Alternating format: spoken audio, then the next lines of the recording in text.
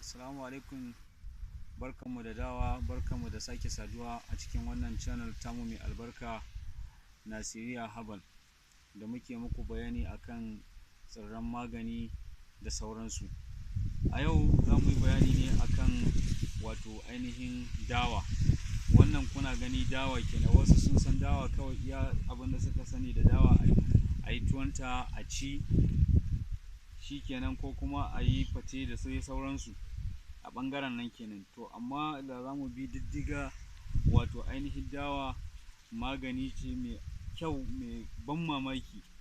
Wato wannan muna ganin dawa kenan, wannan kuma ainihin ganyen dawar.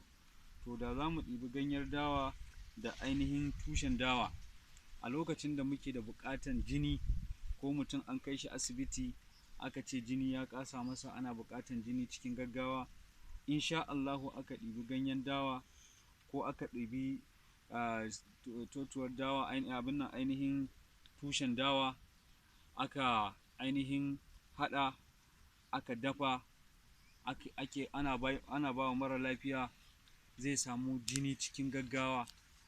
Wannan yana da tasiri sosai, domin a wani lokacin ma za mu iya cewa ya fi ganyen ugu da ake ainihin amfani da shi wajen ƙarin jini, domin wannan yana da ɗauke da sinadarin iron a jikinsa mai matuƙan ban mamaki. Shi yasa ma yake ainihin saurin ƙara jinin jikin ɗan adam.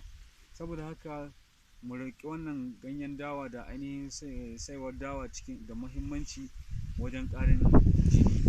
Insha Allahu duk mutumin da yake da buƙatar jini, an je asibiti an auna shi, ana buƙatar jini, matuƙar ba jinin gaggawa wanda za a ce dole sai an ƙara masa a lokacin ba, in dai wanda kamar irin mata masu cikin nan, wanda ana tunanin kada jini ya zo ya yanke musu ko kuma ya ƙare musu lokacin haihuwa, to duk suna amfani da wannan.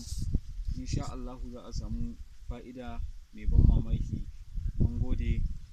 Ku ainihin danna mana subscribe, sannan ku danna ƙararrawan sanarwa domin sanar da ku bayanan akan abubuwan da ya shafi tsirrai da zaran mun ɗora. Allah ya ba mu lafiya da zama lafiya. Amin. Godiya muke.